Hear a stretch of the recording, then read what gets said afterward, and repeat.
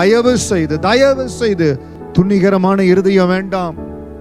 நிறைய நேரத்தில் பார்க்கிறேன், விசுவாசிகள் துணிகரமான இருதயத்தோடு பாபமுள்ள வாழ்க்கை, பரிசுத்தம் இல்லாத வாழ்க்கையிலிருந்து துணிகரமாய் திருவிருந்தில் கலந்து கொள்வதை தயவு செய்து அப்படிப்பட்ட வாழ்க்கை வேண்டாம். தேவ சமூகத்தில் ஒப்புக் கொடுங்க.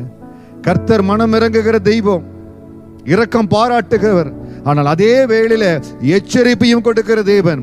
இன்றைக்கு யாரெல்லாம் மாறணுமோ, யாரெல்லாம் தங்களை மாற்றிக்கொள்ளணுமோ, யாரெல்லாம் தேவனுடைய இந்த கிருபையை பெற்று இது நாள் வரைக்கும் அந்த கிருபையின் தயவில் இருந்திருக்கிறீங்க, தயவு செய்து இன்றைக்கு இந்த சத்தத்தை எச்சரிப்பின் சத்தமா எடுத்து தேவனுக்கு பிரியமான வாழ்க்கை, தேவனுக்கு பரிசுத்தம் உள்ள வாழ்க்கை, பந்தியில பங்கு பெறுகிற நான் எல்லா வகையில பரிசுத்தமா இருப்பாண்டவரே, ஒவ்வொரு மாதமும் மன்னிப்பு கேட்டு தேவ சமூகத்துல பந்தியில பங்கு பெற்றிருக்கிறீங்க.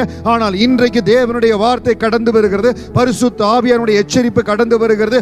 இந்த நாளில் இருந்து தீர்மானத்தின்படி கர்த்தருடைய சமூகத்தில் உங்களுக்காய் நிற்பேங்கிற ஒரு ஸ்திரத்தன்மையின்படி பரிசுத்த வாழ்க்கை வாழ ஒப்பு கொடுங்க. உங்களை ஒப்பு கொடுங்க. ஆவி ஆத்துமா சரீரத்துல பரிசுத்தம் இருக்கட்டும். தேவனை உண்மையோடு ஆராதிக்கிற ஒரு மகனாய் மகளாய் இருங்க. கர்த்தர் உங்களுக்கு அனுகூலம் செய்வார், கிருபையாய் இருப்பார்.